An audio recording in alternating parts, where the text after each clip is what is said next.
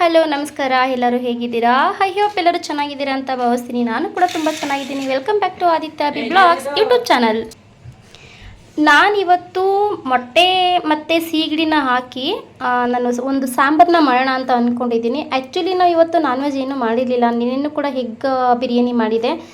So ಅದರಿಂದ ಏನು ಮಾಡೋದು ಬೇಡ ಅಂತ ಅಂದ್ಕೊಂಡೆ. ಕೊನೆಗೆ ನಮ್ಮ ಮನೆಯಲ್ಲಿ ಮಟನ್ ಮಾಡ್ತೀನಿ ಅಂದಿದ್ದಕ್ಕೆ ಬೇಡ ಅಮ್ಮ ಮಟನ್ ಅಂತ ಹೇಳಿದ್ರು. ಓಕೆ ಆಯಿತು ಅಂತೇಳಿ ಮತ್ತು ಇದು ಸೀಗಡಿ ಇತ್ತು. ನನ್ನ ಮಗನಿಗೆ ಚಿಕ್ಕವನಿಗೆ ಇದು ಸೀಗಡಿನ ನಾನು ಡ್ರೈ ಆಗಿ ರೋಸ್ಟ್ ಮಾಡಿ ಕೊಡ್ತೀನಿ. ಹೆಂಗಪ್ಪ ಅಂದರೆ ಡ್ರೈ ಆಗಲ್ಲ, ಅದನ್ನು ಹುರಿದು ತೊಳೆದು ಮತ್ತು ಅದಕ್ಕೆ ಉಪ್ಪು ಮತ್ತು ಮೈದಾ ಹಿಟ್ಟು ಅಥವಾ ಕಾರ್ನ್ಫ್ಲವರ್ನ ಹಾಕಿ ಎಣ್ಣೆಲಿ ಹಾಕಿ ಕೊಟ್ಟರೆ ಸಕ್ಕತ್ತಾಗಿರುತ್ತೆ. ಆ ಥರ ಮಾಡಿಕೊಡ್ತಾಯಿದ್ದೆ. ಆ ಥರ ಮಾಡಿ ಕೊಡಿ ಅಂತ ಅಂದ. ನಾನು ಬೇಡ ಅಂತ ಹೇಳಿ ಸಾಂಬಾರು ಮಾಡೋಣ, ಮೊಟ್ಟೆ ಇತ್ತು ಅಂತ ಹೇಳಿ ಮಾಡ್ತಾರ ಅಂಥದ್ದು. ಅದಕ್ಕೇನೆಲ್ಲ ಇಂಗ್ರೀಡಿಯೆಂಟ್ಸ್ ಬೇಕು ಅಂತ ಹೇಳ್ತೀನಿ. ಇಲ್ಲಿ ನಾನು 10 ಮೊಟ್ಟೆ ತೊಗೊಂಡಿದ್ದೀನಿ, 1 ಕಪ್ಪು ತೆಂಗಿನಕಾಯಿನ ತೊಗೊಂಡಿದ್ದೀನಿ ಮತ್ತು 1/4 ಕಪ್ಪಷ್ಟು ಸೀಗಡಿ ತೊಗೊಂಡಿದ್ದೀನಿ. ಬಟ್ ಇದು ಮುಂಚೆಲ್ಲ ತುಂಬ ರೆಡ್ಗೆ ಬರ್ತಾಯಿತ್ತು, ಈಗ ಈ ಥರ ಬರುತ್ತೆ. ಅದು ಟೇಸ್ಟಿಯಾಗಿರುತ್ತೆ. ಇಲ್ಲಿ ಒಗ್ಗರಣೆಗೆ 1 ಈರುಳ್ಳಿ, ಇದು ರುಬ್ಬಕ್ಕೆ ಗಸಗಸೆ ಮತ್ತು 2 ಟೇಬಲ್ ಸ್ಪೂನಷ್ಟು ಕಾಳು ಮೆಣಸು, ಅರ್ಧ ಸ್ಪೂನಷ್ಟು ಜೀರಿಗೆ, ಕಲ್ಲುವು 1 ಸ್ಪೂನಷ್ಟು, 2 ಸ್ಪೂನಷ್ಟು ಹುರ್ಗಡ್ಲೆ, ಸೋಂಪು ಕಾಳು 1/4 ಸ್ಪೂನು, ಚಕ್ಕೆ, ಲವಂಗ 1 10, ಚಕ್ಕೆ 1-2 ಇಂಚು. ಇದೆಲ್ಲನೂ ರುಬ್ಬೋದಕ್ಕೇ. ಈರುಳ್ಳಿ ಒಂದೇ ಒಗ್ಗರಣೆಗಿರೋ ಅಂಥದ್ದು. ಆ್ಯಂಡ್ ಆಮೇಲೆ ಮತ್ತು ಕಸ್ತೂರಿ ಮೇಥಿ ಸ್ಕಿಪ್ ಆಯಿತು. ಕಸ್ತೂರಿ ಮೇಥಿ. ಆ್ಯಂಡ್ ಇಲ್ಲಿ 1 ಕಪ್ಪಷ್ಟು ಧನಿಯಾನ ತೊಗೊಂಡಿದ್ದೀನಿ. ಇಲ್ಲಿ 1 ಹಿಡಿಯಷ್ಟು ಪುದೀನ, 1 ಹಿಡಿಯಷ್ಟು ಕೊತ್ತಂಬರಿ, 1 ಟೊಮೆಟೊ, ಆ್ಯಂಡ್ 2 ಇಂಚ್ ಶುಂಠಿ, 2 ಬೆಳ್ಳುಳ್ಳಿ, ಇಲ್ಲಿ 6 ಒಣಗಿ ಹಸಿಮೆಣ್ಸಿನ್ಕಾಯಿ, ದಪ್ಪದು ಈರುಳ್ಳಿನ ತೊಗೊಂಡಿದ್ದೀನಿ. ಇದು ಈ ಥರ ಮಾಡೋದ್ರಿಂದ ತುಂಬ ಅಂದರೆ ತುಂಬ ಚೆನ್ನಾಗಿರುತ್ತೆ. ನೀವು ಮನೇಲಿ ಒಂದು ಸಲ ಟ್ರೈ ಮಾಡಿ. ನಾನಿವಾಗ ಹೇಗೆ ಮಾಡ್ತೀನಿ ಅಂತ ತೋರಿಸ್ತೀನಿ, ಬನ್ನಿ. ಮೊದಲನೇದಾಗಿ ಫಸ್ಟು ಸೀಗಡಿನ ಹುರ್ಕೊಬೇಕಾಗತ್ತೆ. ಹಳ್ಳಿನ ಇಟ್ಕೊಳ್ಳಿ ಫಸ್ಟು ನೀವು.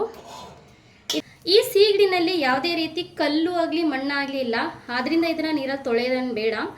ಕೆಲವೊಂದು ಬರುತ್ತೆ, ತುಂಬ ಚಿಕ್ಕದು ಬರುತ್ತೆ, ಅದು ಏನಾಗುತ್ತೆ, ಇದು ಮಣ್ಣಿರುತ್ತೆ. ಅವಾಗ ಏನು ಮಾಡ್ತಾರೆ, ಹುರಿದು ನೀರಲ್ಲಿ ಹಾಕಿದಾಗ ಮಣ್ಣೆಲ್ಲ ಬಂದ್ಬಿಡುತ್ತೆ. ಸೊ ಇವಾಗ ನಾನು ಇದನ್ನು ಹುರ್ಕೊತಾ ಇದ್ದೀನಿ. ಇದನ್ನು ಆಲ್ಮೋಸ್ಟು ಬಾಣ್ತಿದಿರಿಗೆ ಕೊಡ್ತಾರೆ. ಮತ್ತು ಇದ್ರದ್ದು ಸ್ಮೆಲ್ಲು ಕೂಡ ಅಷ್ಟೇ, ಮನೆಯಲ್ಲಿ ಹಾಕಿದ್ರೆ ತುಂಬ ಒಳ್ಳೆಯದು ಅಂತ ಹೇಳ್ತಾರೆ. ಮಕ್ಕಳಿರೋ ಮನೆಯಲ್ಲಿ ಹಾಕ್ತಾರೆ ಇದ್ರ ಸ್ಮೆಲ್ನ. ಇದನ್ನು ಉರಿತಾರೆ. ಯಾಕೆ ಅಂತಂದರೆ ಮಕ್ಕಳಿಗೆ ಅಮ್ಮ ಆಗಲ್ಲ ಅಂತ ಹೇಳಿ ಉರಿಯೋ ಅಂಥದ್ದು. ಇದು ಅವಾಗಿಂದನೂ ಮಾಡ್ತಾರೆ. ನಾವೆಲ್ಲ ಊರಲ್ಲಿ ಇದ್ದಾಗ ಏನಪ್ಪ ಅಂದರೆ ಸಂತೆಯಲ್ಲಿ ನಮಗೆ ನಮ್ಮಮ್ಮ ಅಥವಾ ನಮ್ಮಪ್ಪ ತೊಗೊಂಡು ಬರ್ತಾಯಿದ್ರು. ಅದು ಸಿಕ್ಕಾಪಟ್ಟೆ ಸ್ಮೆಲ್ ಬರೋದು. ಇವಾಗೆಲ್ಲ ಆಲ್ಮೋಸ್ಟ್ ಆ ಥರ ಬರಲ್ಲ. ಅದು ಫುಲ್ಲು ರೆಡ್ಡಿಗಿರ್ತಿತ್ತು, ತಿಂತಾಯಿದ್ರೆ ಸಖತ್ತಾಗಿರ್ತಾಯಿತ್ತು. ಎಲ್ಲ ಹುರಿದಿದ್ದೀವಿ. ಇದನ್ನು ನಾವು ಒಂದು ಚಿಕ್ಕದು ಸೊಪ್ಪು ಸೋರ್ಸೋದು ಏನಾರು ಬರುತ್ತಲ್ಲ, ಅದರಲ್ಲಿ ಹಾಕಿ ನಾವು ಅದನ್ನು ಹಿಂಗೆ ಜರಡಿ ಹಿಡ್ಕೊಂಡ್ರೆ ಕೆಳಗಡೆ ಇದೆಯಲ್ಲ ಇಲ್ಲಿ ಈ ಥರ ಬ್ಲ್ಯಾಕು, ಅದರಲ್ಲಿ ಈಗ ಮಾಡಿದ್ರೆ ಮಣ್ಣು ಥರ ಬರುತ್ತೆ. ಸೊ ಅದೆಲ್ಲ ಹೋಗ್ಬಿಡುತ್ತೆ. ಆ್ಯಕ್ಚುಲಿ ಅದು ಮಣ್ಣಿಲ್ಲ, ನಾನು ನಿಮಗೆ ತೋರಿಸ್ತಾ ಇರೋದು. ಹೋಗ್ಬಿಡುತ್ತೆ. ನೀಟಾಗಿ ಫ್ರೈ ಮಾಡ್ಕೊಳ್ಳಿ. ಬಟ್ ಇದೇನು ಜಾಸ್ತಿ ಏನು ಸ್ಮೆಲ್ ಬರ್ತಲ್ಲ. ಆ್ಯಕ್ಚುಲಿ ಸ್ಮೆಲ್ ಬರುತ್ತೆ ಅಂದ್ಕೊಂಡೆ, ಸ್ಮೆಲ್ ಬರ್ತಾಯಿಲ್ಲ. ಆಮೇಲೆ ಇನ್ನೊಂದು ವಿಚಾರ, ಶುಕ್ರವಾರ ಮಂಗಳವಾರ ಯಾವುದೇ ಕಾರಣಕ್ಕೆ ಇದು ಮಾಡೋಕ್ಕೆ ಹೋಗ್ಬೇಡಿ. ಯಾರು ಲಕ್ಷ್ಮೀ ಪೂಜೆ ಮಾಡೋರು ಇರ್ಬೋದು, ಆಲ್ಮೋಸ್ಟ್ ಗೊತ್ತಿರುತ್ತೆ, ಲಕ್ಷ್ಮೀ ಪೂಜೆ ಮಾಡೋರು ಇರ್ಬೋದು. ಆ್ಯಂಡ್ ಇವರೆಲ್ಲ ಇದನ್ನು ಮಾಡೋಕ್ಕೆ ಹೋಗಬೇಡಿ. ಅಂದರೆ ಶುಕ್ರವಾರ ಮಂಗಳವಾರ ಮಾಡಬೇಡಿ. ನಮ್ಮ ಮನೆಯಲ್ಲಿ ಅಂತಂದರೆ ನಾನು ಪೂಜೆ ಮಾಡೋದು ಮಾರಮ್ಮನಲ್ವ.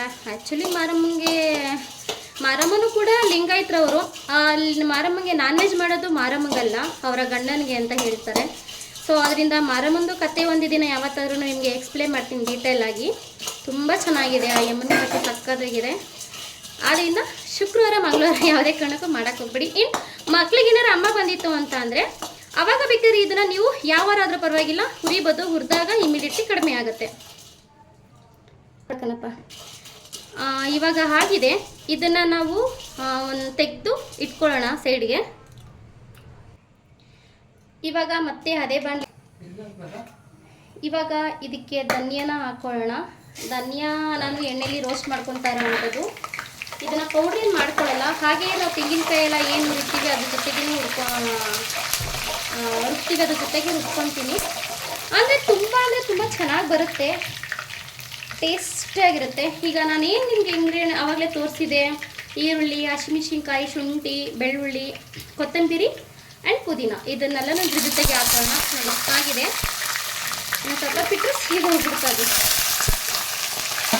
ಬಟ್ ಎಲ್ಲ ತೊಳೆದು ಹಾಕಿದ್ನಲ್ಲ, ಆ್ಯಕ್ಚುಲಿ ಎಲ್ಲ ತೊಳೆದು ಹಾಕಿದ್ನಲ್ವಾ, ಸ್ವಲ್ಪ ತಟ್ಟೆ ನೀರು ಉಳ್ಕೊಂಬಿಟ್ಟು ಅನ್ಸುತ್ತೆ, ಅದಕ್ಕೆ ತುಂಬ ಸಿಡಿತಾ ಇದೆ. ಆಲ್ಮೋಸ್ಟ್ ಬಾಣ್ತಿದ್ರಿಗೆ ಈ ಸಾಂಬಾರನ್ನ ಕೊಡ್ತಾರೆ, ಮೊಟ್ಟೆ ಒಂದು ಆ್ಯಡ್ ಮಾಡಲ್ಲ, ಹಾಗೆ ಕೊಡ್ತಾರೆ. ಯಾಕೆಂದರೆ ಬಾಣ್ತಿದ್ರಿಗೆ ಮೊಟ್ಟೆ ಕೊಟ್ಟರೆ ಮಗು ಹಾಲು ಕುಡುವಾಗ ಹಾಲು ವಾಮಿಟ್ ಮಾಡುತ್ತೆ ಅಂತ ಹೇಳ್ತಾರೆ. ಆದ್ದರಿಂದ ಹಾಗೆ ಮೊಟ್ಟೆ ಒಂದು ಹಾಕಲ್ಲ, ಹಾಗೆ ಇದನ್ನು ಮಾಡಿ ಕೊಡ್ತಾರೆ. ಇದನ್ನು ಮಾಡಿ ಕೊಡೋದ್ರಿಂದನೂ ಬಾಣ್ತಿದ್ರಿಗೆ ಬಾಡಿನಲ್ಲಿ ನೀರು ಸೇರ್ಕೊಳ್ಳಲ್ಲ ಅಂತ ಹೇಳ್ತಾರೆ. ಇದು ಮತ್ತು ಹುಚ್ಚೆಳ್ಳು ಖಾರ, ಹುಚ್ಚೆಳ್ಳೆಣ್ಣೆ ಅದನ್ನೆಲ್ಲ ಆಲ್ಮೋಸ್ಟ್ ಜಾಸ್ತಿ ಯೂಸ್ ಮಾಡ್ತಾರೆ. ಇದು ತುಂಬ ದಿನ ಆಗಿತ್ತು ಸೀಗಡಿನ ತಂದು. ನಾನು ಲಾಸ್ಟ್ ಟೈಮ್ ಸೀಗಡಿ ತಂದ್ಕೊಟ್ಟು ಆಲೇ ಒಂದು 2-3 ತಿಂಗಳಾಯಿತು. ಅದೇನು ಕೆಟ್ಟೋಗಿಲ್ಲ, ಏನೂ ಸ್ಮೆಲ್ ಬಂದಿಲ್ಲ, ಚೆನ್ನಾಗಿದೆ. ನೆಕ್ಸ್ಟ್ ಟೈಮ್ ಇದು ಫೈನಲ್ ಸೀಗಡಿ ಅಷ್ಟೇ ಇರೋದು, ಜಾಸ್ತಿ ಇದ್ರೆ ಚೆನ್ನಾಗಿರ್ತಿತ್ತು, ಕಡಿಮೆ ಇತ್ತು, ಅದಕ್ಕೆ ಮೊಟ್ಟೆ ಆ್ಯಡ್ ಮಾಡ್ಕೊಂಡಿರೋದು. ಇಲ್ಲಾಂದರೆ ಅದನ್ನೇ ಹಾಕಿ ಮಾಡ್ತಾಯಿದೆ. ನೆಕ್ಸ್ಟ್ ಟೈಮು ಸೀಗಡಿದೂ ಚುರುಮುರಿನ ಮಾಡಿ ನಿಮಗೆ ನಾನು ತೋರಿಸ್ತೀನಿ. ತುಂಬ ಅಂದರೆ ತುಂಬಾ ಚೆನ್ನಾಗಿರುತ್ತೆ. ಇನ್ನು ಇದಕ್ಕೆ ನಾನು ಆವಾಗಲೇ ತೋರಿಸಿದ್ನಲ್ಲ, ಡ್ರೈ ಇಂಗ್ರೀಡಿಯೆಂಟ್ಸ್ ಮೆಣಸು, ಜೀರಿಗೆ, ಕಲ್ಲುವು, ಹುರ್ಗಡ್ಲೆ, ಸೋಂಪು, ಕಸ್ತೂರಿ ಮೆಥಿ, ಚಕ್ಕೆ, ಲವಂಗ ಇಷ್ಟನ್ನು ಹಾಕಿ ಇದನ್ನು ಹುರ್ಕೊಬೇಕಾಗತ್ತೆ. ತುಂಬ ಚೆನ್ನಾಗಿರುತ್ತೆ. ನೀವು ಯಾರು ನೋಡ್ತಿರೋ ಏನು ಮಾಡ್ತಿರೋ ನನಗಂತೂ ಗೊತ್ತಿಲ್ಲ. ಮಿಸ್ ಮಾಡ್ದಂಗೆ ಒಂದೊಂದು ಸಲಿನಾರು ಅಟ್ಲೀಸ್ಟ್ ಟ್ರೈ ಮಾಡಿ, ತುಂಬ ಅಂದರೆ ತುಂಬ ಚೆನ್ನಾಗಿ ಬರುತ್ತೆ. ಮತ್ತು ಟೊಮೆಟೊನ ಆ್ಯಡ್ ಮಾಡ್ಕೊತಾ ಇದ್ದೀನಿ.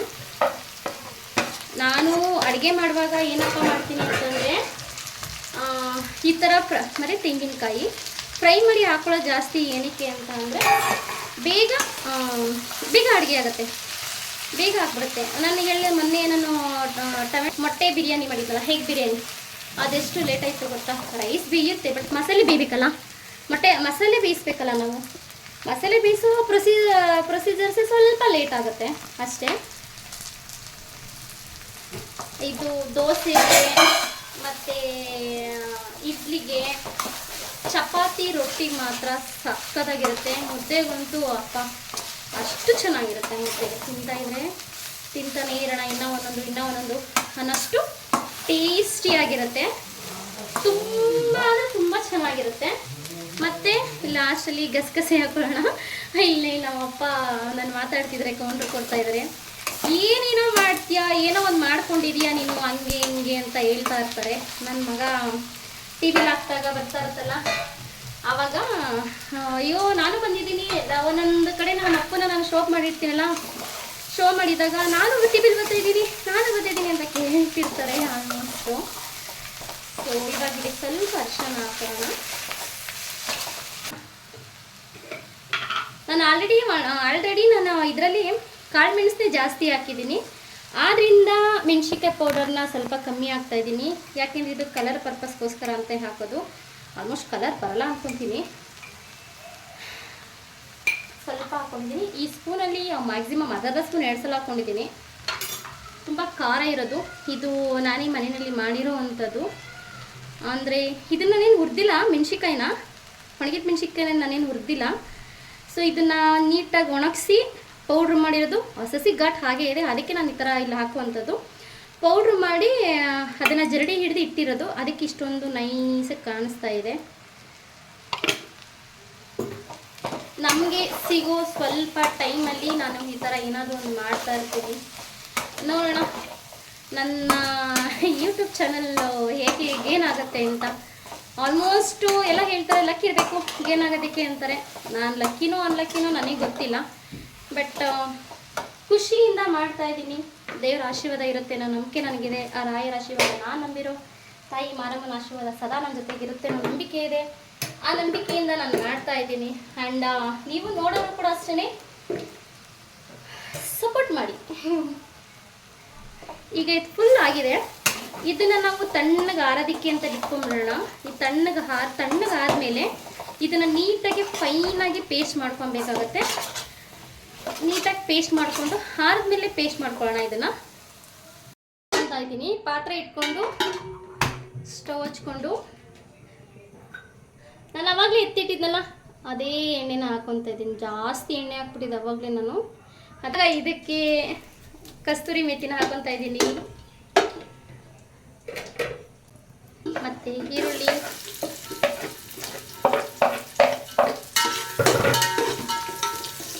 ನೀವು ಈರುಳ್ಳಿನ ಇದಕ್ಕೆ ಜಾಸ್ತಿ ಡೀಪಾಗಿ ಫ್ರೈ ಮಾಡೋ ಅಂಥದ್ದು ಅವಶ್ಯಕತೆ ಇಲ್ಲ. ನಾರ್ಮಲಾಗಿ ಫ್ರೈ ಮಾಡಿಕೊಂಡ್ರೆ ಸಾಕು. ಯಾಕೆಂದರೆ ನಾವು ಅದು ತಿನ್ನುವಾಗ ನಮಗೆ ಅದು ಬಾಯಿಗೆ ಸಿಗಬೇಕಾಗತ್ತೆ ಈರುಳ್ಳಿ. ಆದ್ದರಿಂದ ನೀವು ಅದು ಕೊಡಿಯೋಕ್ಕೆ ಅಂತಲೇ 2 ಮೊಟ್ಟೆನ ತೊಗೊಂಡಿದ್ದೆ, ನಾನು ಎತ್ತಿಟ್ಕೊಂಡಿದ್ದೆ ಎಕ್ಸ್ಟ್ರಾ.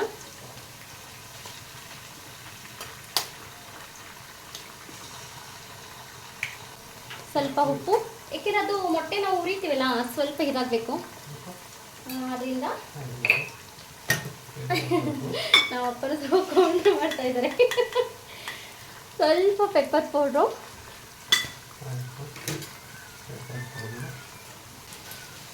ಸೊ ಇವಾಗ ಇದನ್ನು ನೀಟಾಗಿ ಮಿಕ್ಸ್ ಮಾಡ್ಕೊಳ್ಳೋಣ. ಇದು ರೆಡಿಯಾಗಿದೆ. ಇವಾಗ ಇದಕ್ಕೆ ನಾನು ಸೀಗಡಿ ಹುರ್ತಿಟ್ಕೊಂಡಿರೋಂಥ ಸೀಗಡಿನ ಹಾಕ್ತಾ ಇದ್ದೀನಿ. ಬೇಡ ಕಣಪ್ಪ,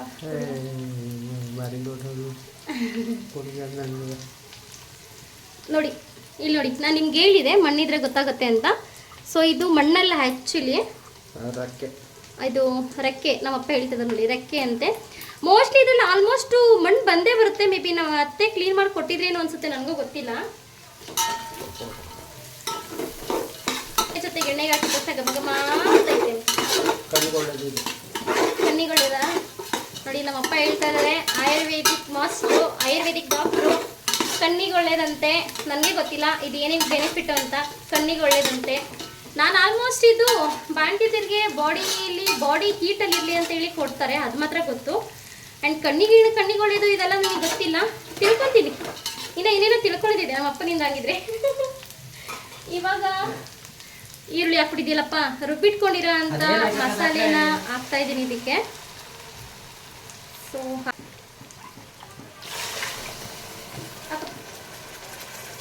ಸ್ವಲ್ಪ ನೀರು ದೊಡ್ಡ ಹಾಕಿದ್ದೀವಿಲ್ಲ ಇದಕ್ಕೆ.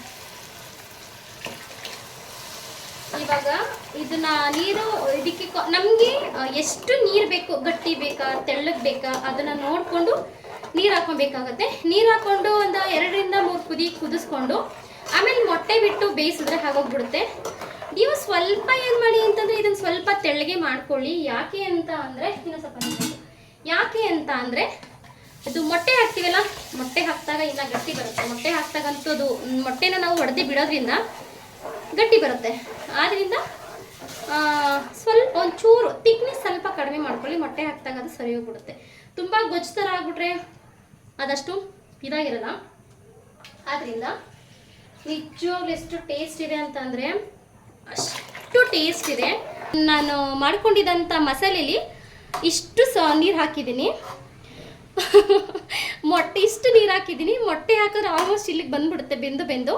ಆಮೇಲೆ ಕುದ್ದು ಸ್ವಲ್ಪ ನೀರು ಕಡಿಮೆ ಆಗುತ್ತೆ, ಗೊಜ್ಜಾಗುತ್ತೆ. ಆಲ್ಮೋಸ್ಟ್ ಮೊಟ್ಟೆ ಎಲ್ಲ ಇವತ್ತೇ ಖಾಲಿ ಆಗುತ್ತೆ. ಮೇ ಬಿ ಖಾಲಿ ಆದಾಗ ರುಚಿಗೆ ತಕ್ಕಷ್ಟು ಉಪ್ಪನ್ನು ಹಾಕೊಳ್ಳೋದು ಅಷ್ಟೇ. ನಾನು ಆಲ್ಮೋಸ್ಟ್ ಕೈನಲ್ಲೇ ಹಾಕೋದು ಉಪ್ಪನ್ನ. ನಾನು ಯಾವುದೇ ಕಾರಣಕ್ಕೂ ಸ್ಪೂನ್ನ ಯೂಸ್ ಮಾಡಲ್ಲ. ಪುಡಿ ಉಪ್ಪನ್ನಾದರೆ ಸ್ಪೂನಲ್ಲಿ ಯೂಸ್ ಮಾಡ್ತೀನಿ. ನಮ್ಮ ಮನೆಯಲ್ಲಿ ಆಡ್ಕೊತಾ ಇದ್ದಾರೆ ನಮ್ಮಪ್ಪ, ಒಂದು ಕಳ್ಳುಪ್ಪೋನು ಹಂಗನು ಹಿಂಗನು ಅಂತ ಹೇಳ್ಕೊಡ್ತಾ ಇದ್ದಾರೆ. ಇವಾಗ ಇದು ಕುದಿಯೋದಕ್ಕೆ ಬಿಟ್ಬಿಡೋಣ. ಒಂದು 2-3 ಕುದಿ ಕುದಿದ್ಮೇಲೆ ಮೊಟ್ಟೆನ ಹೊಡೆದಾಕೋಣ. ನೋಡಿ ಎಷ್ಟು ಚೆನ್ನಾಗಿ ಕುದೀತಾ ಇದೆ ಅಂದರೆ ಅಷ್ಟು ಚೆನ್ನಾಗಿ ಕುದೀತಾ ಇದೆ. ಈಗ ಫುಲ್ಲು ನೊರೆ ಬಿಟ್ಕೊಂಡಿದೆ ನೋಡಿ. ಬೇಕಾದ್ರೆ ತೋರಿಸ್ತೀನಿ ನೋಡಿ ಎಷ್ಟು ಗಟ್ಟಿ ಇದೆ ಸಾಂಬಾರು. ನಾನು ಅಷ್ಟು ನೀರು ಹಾಕಿದ್ಮೇಲೂ ನೋಡಿ ಎಷ್ಟು ಗಟ್ಟಿ ಇದೆ. ಸ್ವಲ್ಪ ನೊರೆ ಎಲ್ಲ ಹೋಗೋ ತನಕ ಬೇಯಿಸ್ಕೊಂತು ಅಂತಂದರೆ ಮೊಟ್ಟೆ ಸೀಗಡಿ ಸಾಂಬಾರು ರೆಡಿ, ಸವಿಯಲು ಸಿದ್ಧ ಆಗುತ್ತೆ. ಇವಾಗ ಒಂದೊಂದೇ ಮೊಟ್ಟೆನ ಸಿಮ್ಮಲ್ಲಿ ಇಟ್ಕೊಂಡು ಹೊಡೆದು ಹಾಕೋಣ.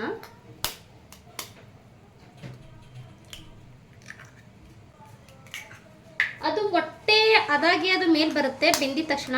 ನಾವೇನು ಅದಕ್ಕೆ ಕೈ ಆಡಿಸೋದೇನು ಬೇಕಾಗಿರಲ್ಲ, ಅದೇ ಮೇಲೆ ಬಂದ್ಬಿಡುತ್ತೆ. ಹೇಳ್ತದೆ ನನಗಂತ. ಇನ್ ಕೇಸ್ ನಾನು ಇದರಲ್ಲಿ ಎಲ್ಲೂ ಸ್ಕಿಪ್ ಮಾಡಿಲ್ಲ, ಎಲ್ಲೂ ಎಡಿಟ್ ಮಾಡಿಲ್ಲ. ನಾನು ಅಡುಗೆ ಮಾಡುವಾಗ ವಾಯ್ಸ್ ಓವರ್ ಕೊಟ್ಟು ಅಡುಗೆ ಮಾಡೋ ಟೈಮಲ್ಲಿ ವಾಯ್ಸ್ ಕೊಟ್ಕೊಂಡು ಮಾಡಿರೋ ಅಂಥದ್ದು. ಸೊ ಆದ್ದರಿಂದ ಏನಾದರೂ ಮಿಸ್ಟೇಕ್ಸ್ ಇದ್ದರೆ, ಏನಾದರೂ ತಪ್ಪಿದರೆ ಕ್ಷಮಿಸಿ, ದಯವಿಟ್ಟು ಕ್ಷಮೆ ಇರಲಿ ನಿಮ್ಮ ಕಡೆಯಿಂದ. ಏನಾದರೂ ತಪ್ಪಿದರೆ ಇನ್ ಕೇಸ್ ಇದು ಇವಾಗ ಫುಲ್ಲು ಮೇಲ್ ಬರೋ ತನಕ ವೆಯ್ಟ್ ಮಾಡೋಣ. ನೋಡಿ ಆಯಿತು, ಫಿನಿಶ್. ಮೊಟ್ಟೆ ಎಲ್ಲ ಮೇಲ್ ಬಂದಿದೆ. ಮೊಟ್ಟೆ ಸೀಗಡಿ ಸಾಂಬಾರ್ ಸವಿಯಲು ಸಿದ್ಧ. ಇದನ್ನು ರೈಸ್ ಜೊತೆಗೆ ಹಾಕಿ ಸ್ವಲ್ಪ ನೊರೆ ಹೋಗೋ ತನಕ ಬೇಯಿಸ್ಕೊಬೇಕು. ನಾನು ಸ್ವಲ್ಪ ಬೇಯಿಸ್ಕೊತೀನಿ, ನೊರೆ ಹೋಗೋ ತನಕ ಬೇಯಿಸ್ಕೊತೀನಿ. ಆಲ್ಮೋಸ್ಟ್ ಮೊಟ್ಟೆ ಎಲ್ಲ ಮೇಲ್ಗಡೆ ಬಂದಿದೆ, ನಿಮಗೆ ಗೊತ್ತಾಗ್ತಾ ಇದೆ. ಮೊಟ್ಟೆ ಎಲ್ಲ ಮೇಲೆ ಇಷ್ಟು ನೀಟಾಗಿ ಮೊಟ್ಟೆ ಎಲ್ಲ ಮೇಲ್ ಬಂದಿದೆ. ಸೊ ಇವಾಗ ಇದು ಇನ್ನೊಂದು ಸ್ವಲ್ಪ ನೊರೆ ಎಲ್ಲ ಹೋಗಬೇಕು. ನೊರೆ ಎಲ್ಲ ಹೋಗೋ ತನಕ ಬೇಯಿಸ್ಲಿಲ್ಲ ಅಂದರೆ ಅದೇನಾಗುತ್ತೆ ಅಂತಂದರೆ ಲೈಕ್ ಹುಳಿ ಬಂದ್ಬಿಡುತ್ತೆ ಬೆಳಗ್ಗೆಷ್ಟಲ್ಲಿ. ಆದ್ದರಿಂದ ಸಾಂಬಾರು ಬೇಯಿಸಿದ್ರು, ಯಾವುದೇ ಸಾಂಬಾರು ಮಾಡಿದ್ರು ಅಷ್ಟೇ ನೊರೆ ಹೋಗೋ ತನಕ ಬೇಯಿಸ್ಬೇಕಾಗತ್ತೆ. ನೋಡಿ ಎಷ್ಟು ಚೆನ್ನಾಗಿ ಬಂದಿದೆ ಅಂದರೆ ಅಷ್ಟು ಚೆನ್ನಾಗಿ ಬಂದಿದೆ. ಆದರೆ 2 ಮೊಟ್ಟೆ ಒಟ್ಟಿಗೆ ಹಾಕಿದೆ ಅನಿಸುತ್ತೆ, ಮೇ ಬಿ ಒಂದ್ರ ಮೇಲೊಂದು, ಆದ್ದರಿಂದ 2 ಮೊಟ್ಟೆ ಒಟ್ಟಿಗೆ ಅಂಟ್ಕೊಂಡಿದೆ. ಈಗ ಅದು ಬೇಯುತ್ತೆ. ಬೇದ್ಮೇಲೆ ಫೈನಲಲ್ಲಿ ನಾನು ನಿಮಗೆ ತೋರಿಸ್ತೀನಿ. ಒಟ್ಟು ರೆಡಿ ಆಯಿತು. ಫೈನಲಿ ಎಗ್ ಸೀಗಡಿ ಮಸಾಲ ಸಾಂಬಾರು ರೆಡಿ ಆಗಿದೆ. ಊಟಕ್ಕೆ ಮಾಡೋಣ ಅಂತೇಳಿ ಎಲ್ಲರೂ ಊಟಕ್ಕೆ ಅಂತ ಹಾಕ್ಕೊತಾ ಇದ್ದೀವಿ. ಮಾಡಿದ ರೆಸಿಪಿ ಮಾತ್ರ ಸಖತ್ತಾಗಿತ್ತು. ನೀವು ಒಂದ್ಸಲ ಮನೆಯಲ್ಲಿ ಟ್ರೈ ಮಾಡಿ ಆ್ಯಂಡ್ ಇದೇ ರೀತಿ ರೆಸಿಪಿಗೋಸ್ಕರ ಕಮೆಂಟ್ ಮಾಡಿ.